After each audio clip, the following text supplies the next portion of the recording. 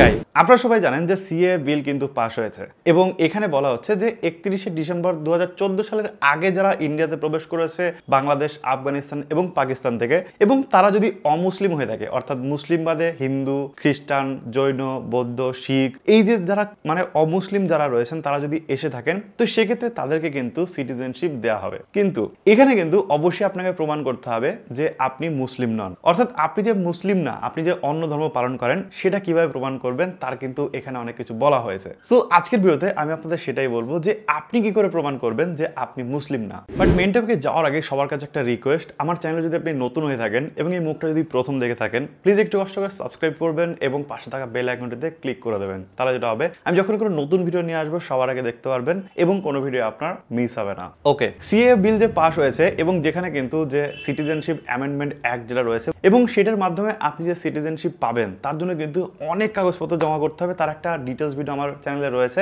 আমি ডেসক্রিপশন বক্সে সেই ভিডিওর লিঙ্ক দিয়ে দেবো, সেখান থেকে আপনি সেই ভিডিওটাতে দেখতে পারেন যে সিএ তে যদি আপনি আবেদন করতে চান সেক্ষেত্রে আপনার কি কি ডকুমেন্টসের দরকার হবে। বাট এইখানে আপনি যদি সিটিজেনশিপ পেতে চান সেক্ষেত্রে কিন্তু অবশ্যই একটা জিনিস আপনাকে মাথায় রাখতে হবে, সেটা হচ্ছে আপনাকে অমুসলিম হতে হবে এবং আপনি যদি মুসলিম না হন সেটা কিন্তু অবশ্যই আপনাকে প্রমাণ করতে হবে। সেটা কিভাবে প্রমাণ করবেন? আপনি তো গিয়েই বলতে পারবেন না যে আমার নাম দীপক সরকার, সরকার টাইটেল তো হিন্দুদের হয়, তো সেক্ষেত্রে আমি হিন্দু। হবে না। আপনার ধরেন আপনার নাম হচ্ছে রমেন বিশ্বাস, ঠিক আছে, আপনি গিয়ে বললেন বিশ্বাস টাইটেল তো হিন্দুদের হয়, তাহলে আমি হিন্দু। আপনি বললেন যে আমার নাম মৃণাল ডিসুজা, তো সেক্ষেত্রে ডিসুজা তো খ্রিস্টানদের টাইটেল হয়, সেক্ষেত্রে আমি খ্রিস্টান। কেউ বিশ্বাস করবে না, কারণ মানে বিশ্বাস তো করবে অবশ্যই, কিন্তু সরকারের কাছে আপনাকে যেটা করতে হবে সেটা হচ্ছে একটা না একটা কিন্তু আপনাকে যে কাগজ সেটা কিন্তু আপনাকে ওখানে দিতে হবে। এবার আমি যে হিন্দু, আপনি যে মুসলিম, আপনি যে শিখ, আপনি যে খ্রিস্টান, তার আলাদা কোনো কাগজ হয় নাকি? হয়। যে এই ব্যক্তি হিন্দু, কি কাগজ হতে পারে? একটা হতে পারে যে পঞ্চায়েতের সার্টিফিকেট বা অমুক তমুক, কিন্তু এগুলোতে আপনি কিছু পাবেন না, তার কারণ আপনাকে তো ইন্ডিয়ার বাসিন্দা ধরা হচ্ছে না, আপনি বাইরে থেকে এসেছেন। তো সেক্ষেত্রে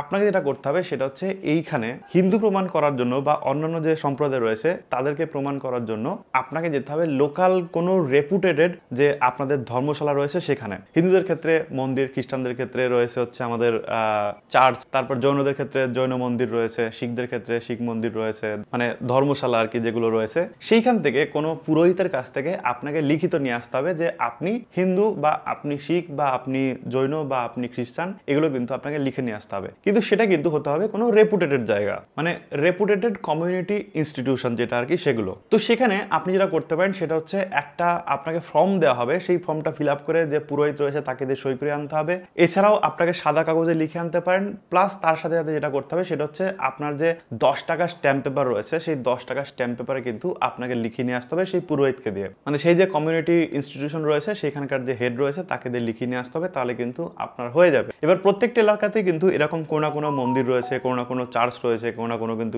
রয়েছে, কোনো না কোনো কিন্তু এই যে ধর্মশালা সেগুলো কিন্তু রয়েছে, এবং সেইখান থেকে কিন্তু আপনাকে এটা নিয়ে আসতে হবে, তাহলে কিন্তু ওটা গ্র্যান্ড করা হবে যে আপনি হিন্দু, আপনি খ্রিস্টান, আপনি জৈন, আপনি শিখ, আপনি কি ধর্মের মানুষ, ঠিক আছে? এইটুকু সিম্পল জিনিস। তো আশা করি আমি আপনাদের বলতে পেরেছি যে কি কাগজ লাগবে আপনি যদি প্রমাণ করতে চান আপনি কি ধর্মের মানুষ, সেটা কিন্তু আপনাকে প্রমাণ করার জন্য এই কাগজটা আপনাকে জোগাড় করতে হবে যদি আপনি সিএ তে অ্যাপ্লাই করতে চান। এর পরের দিনের একটা ভিডিওতে আমি আপনাদের বলবো যে সিএ হলে কি কি স্টেপ বাই স্টেপ আপনাকে ফলো করতে হবে বা কি স্টেপস রয়েছে সিএ তে আপনার যে সিটিজেনশিপ পাওয়ার, তো সেটা কিন্তু আপনারা অবশ্যই জানতে পারবেন। আজকে যদি বলি সেক্ষেত্রে ভিডিওটা অনেকটা লম্বা হয়ে যাবে, যার জন্য পরের ভিডিওতে আমি ওটাকে বলে দেবো। সো যারা এখনো সাবস্ক্রাইব করেনি তারা অবশ্যই সাবস্ক্রাইব করে নেবেন এবং পাশে থাকা বেল আইকনটিতে ক্লিক করে দেবেন, তাহলে যেটা হবে আমি যখন কোনো এই ধরনের ভিডিও নিয়ে আসবো আপনাদের জন্য সবার আগে আপনি দেখতে পাবেন এবং কোনো ভিডিও আপনার মিস হবে না। থ্যাংক ইউ সো মাচ পুরো দেখার জন্য, দেখা হবে নেক্সট ভিডিওতে।